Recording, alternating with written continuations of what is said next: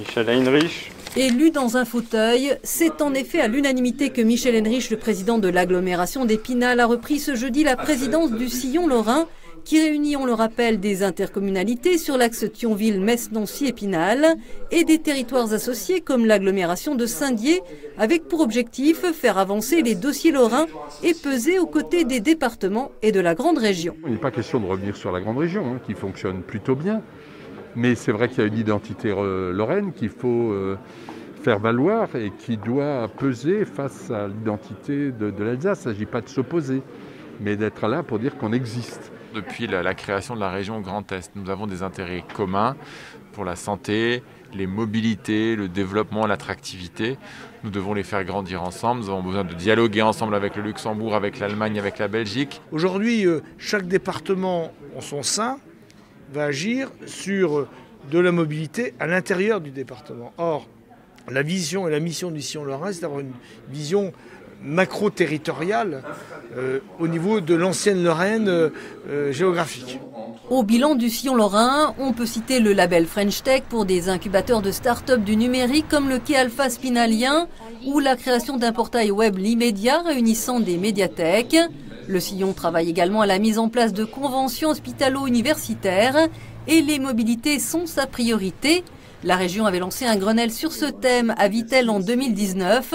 Parmi les sujets de réflexion collective, une future écotaxe pour les poids lourds sur l'A31 et l'ouverture tant attendue de la liaison ferroviaire sud de la Lorraine vers Belfort TGV via Épinal. En matière de transport, les sujets sont nombreux. C'est pas que le train. C'est aussi la route, naturellement, mais c'est les canaux, c'est demain la reconversion d'un certain nombre de voies fluviales avec VNF, liées au tourisme, liées à l'attractivité économique, c'est la politique vélo, c'est même les déplacements piétons, tout cela, nous l'étudions. Et ce jeudi, le président de la région, Jean Rotner, était venu se joindre aux élus du Sillon lorrain pour poursuivre la réflexion qui donnera lieu à un livre blanc pour orienter les futures décisions politiques.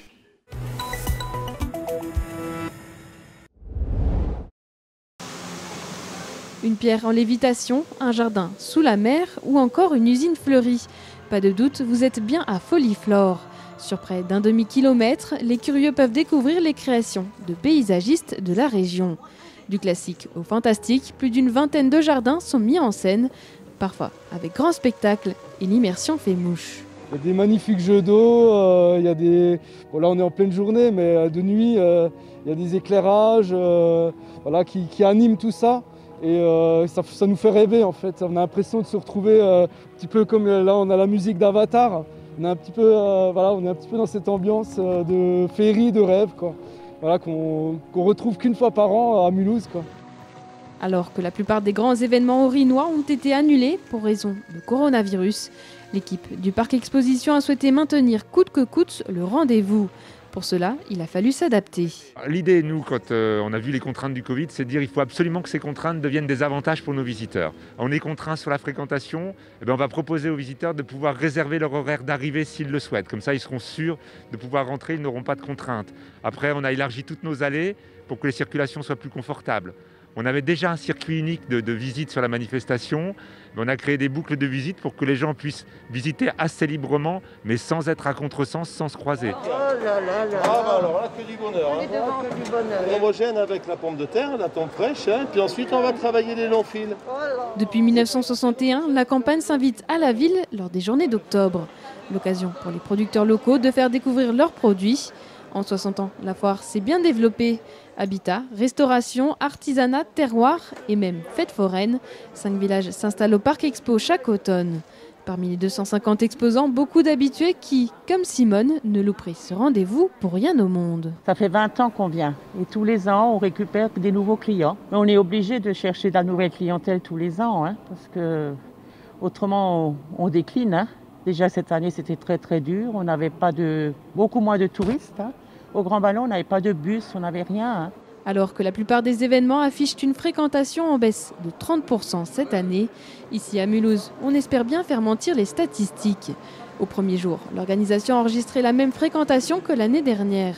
Un rythme qu'il faudra tenir jusqu'à la fermeture le 11 octobre.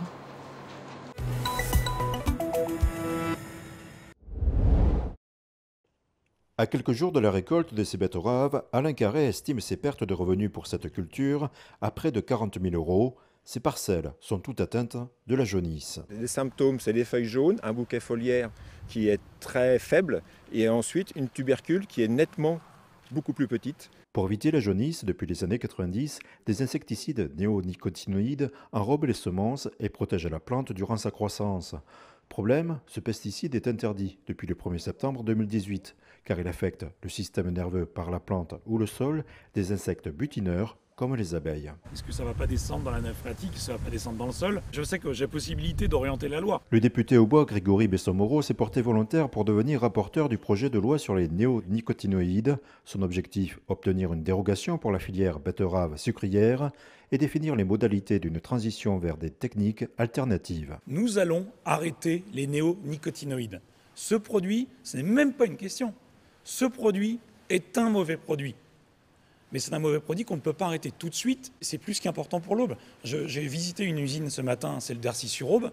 C'est la plus grosse usine de France. C'est 350 emplois. Mais en règle générale, l'industrie du sucre et de la betterave, c'est 46 000 emplois. Le député au bois devra statuer sur les propositions des commissions, comme par exemple l'implantation de cultures non mellifères après un semis de betterave ou l'augmentation du budget de la recherche. De façon à trouver la variété tolérante à la jaunisse, on a déjà des variétés qui sont proches à aboutir, mais il nous faut encore un laps de temps. C'est dès l'année prochaine, la filière, ce n'est pas nous, qui sont engagés déjà à réduire de 25% la quantité de néonicotinoïdes qui enrobent ces petites graines que l'on plante pour en faire de la betterave.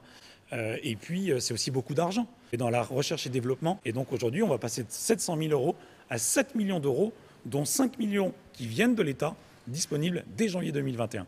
Lorsqu'on cherche une alternative à un produit pesticide, en fait, ça prend du temps. Planter une haie, il faut attendre 2 voire 3 ans pour qu'elle soit à une taille raisonnable, pour avoir à l'intérieur ce qu'on appelle des prédateurs à pucerons, tout simplement des coccinelles. Le projet de loi sera débattu le 5 octobre à l'Assemblée nationale et le documentaire de LCP sur l'action du député au bois sera diffusé le 12 octobre.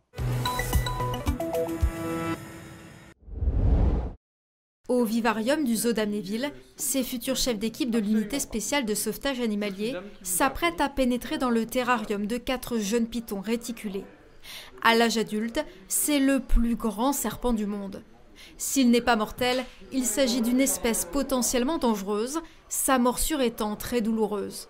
Alors, avant toute manœuvre qui concerne un animal dit exotique, les pompiers se rapprochent d'un expert qui détermine ses caractéristiques. Objectif de l'exercice, les capturer. Lorsqu'on est en formation, ce qu'on essaie de faire, c'est de les mettre dans des situations qu'ils vont pouvoir retrouver dans la vie réelle. Vous n'avez pas forcément toujours le serpent dans son vivarium ou dans un appartement. Donc vous êtes sur des serpents qui sont des pitons, donc qui sont tous des serpents qui sont constrictors. Donc le principal danger, ce ne sont pas des venimeux, mais ils vous mordent et ils ont tendance à s'enrouler autour de vous. Et particularité aussi, c'est qu'ils vont aussi vite dans l'eau que sur la terre. Les interventions qui concernent les serpents sont de plus en plus nombreuses. Une cinquantaine sur 240 en Moselle l'année dernière. Résultat, se former à leur capture est devenu indispensable. Un stage réalisé au contact de soigneurs du parc zoologique qui connaissent parfaitement le comportement de ces animaux. 1 à 3, 1, 2, 3. Là, j'ai pu les corriger sur certaines prises en main qu'ils ont eues. Ils ont apparemment, sur certains serpents, ils ont peut-être été un peu courts sur la prise en main au niveau de la tête de l'animal. C'était peut-être un peu à corriger. Mais sinon, ils se sont bien débrouillés, ils ont fait ça bien, ils sont bien équipés, ils sont bien encadrés, donc ça s'est bien passé. Mission accomplie, les 4 serpents sont interceptés puis relâchés dans leur jardin. Une formation qui s'est poursuivie à la fauconnerie du zoo. Objectif ici, parvenir à attraper ces rapaces en vol. Là, on a attrapé la bête, on regarde si elle est blessée. On a détecté si elle avait une puce pour en fait retrouver son propriétaire si elle en a un. Car dans leur mission, outre chapeauter les interventions, les chefs d'équipe de cette unité doivent pouvoir sauver un animal blessé. Leur formation se terminant notamment par un stage chez un vétérinaire.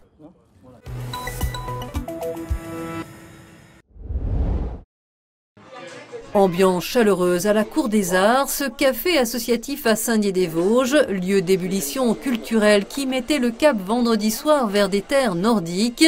Le public a ainsi partagé le dernier voyage des frères Rémusat. Il y a tout juste un an, Pierre et Thomas, ces deux jeunes Vosgiens photographes naturalistes, traversaient la Norvège pour remonter le plus grand fjord d'Europe, pour ensuite rallier à pied la frontière suédoise. Un périple cofilmé par le duo père-fils Romain et Jean-Luc Gagné, une aventure sportive et surtout fraternelle. C'est tout simple, on va monter en Norvège. Ok, super. Là, nos deux amis vont mettre un kayak à l'eau. Ok. Ils vont traverser le plus grand fjord de Norvège et d'Europe. Pour l'instant, on se fait tabac. Eh ben, les frères Remusa et le père et fils Gagné. Il manque plus que le Saint-Esprit, mais pour ça, on va s'en occuper pour qu'ils soient là. Voilà la mise en bouche de cette affaire. C'est un regard croisé entre ce qu'ils ont vécu eux, leur aventure en van, en suivi logistique, et notre aventure à nous, où là effectivement on a fait 250 km de kayak et 400 km à pied sur les plus hauts massifs de Norvège. Je pense que c'est une introspection personnelle, parce qu'on a 24 jours pour apprendre à se connaître, pour apprendre à connaître notre esprit, notre corps, comment réagit notre corps par rapport aux événements, par rapport au climat, par rapport aux conditions. Ce soir-là, la musique originale était jouée en direct, donnant du relief aux images. Il y a une scène par exemple où ils sont dans un kayak avec des vagues énormes et l'image est écrasée, on n'a pas l'impression que les vagues sont énormes, mais vraiment elles sont énormes. Et quand ils ont vu les images avec la musique, ils ont ressenti la même chose que dans le kayak avec les vagues. Pierre et Thomas Remusa ont une passion pour la Norvège qu'ils avaient déjà arpentée en photo. On avait fait une première expédition qui était une expédition polaire dans le massif du Dovrefjell, où là la recherche était tout autre, puisque c'était vraiment de vivre en conditions polaires. On a eu des températures allant jusqu'à moins 45 degrés, et où là on est parti rencontrer effectivement le bœuf musqué, qui est une espèce polaire qui vit normalement au nord du cercle arctique, et qu'on a eu la chance de rencontrer pendant ces 3 semaines d'expédition polaire en autonomie complète. Ouais. Et le spectateur ne peut être que fasciné par les paysages qui défilent, mais aussi inquiet par le réchauffement climatique qui progresse. Au départ de l'expédition, on a eu 20 degrés. Au milieu de l'expédition, c'est-à-dire 10 jours après, on a eu moins 15. Des amplitudes absolument énormes qui sont anormales à cette période-là. On essaye avec notre petite expérience et nos petites aventures, nos photos avant et maintenant l'aventure à part entière, de sensibiliser à propos des espèces animales qui sont énormément en danger, de plus en plus, on le sait. Les frères Remusa seront ce week-end au Festival de géographie de Saint-Dié qui a choisi très justement cette année le thème du climat, l'occasion d'une rencontre autour de cette traversée norvégienne extraordinaire.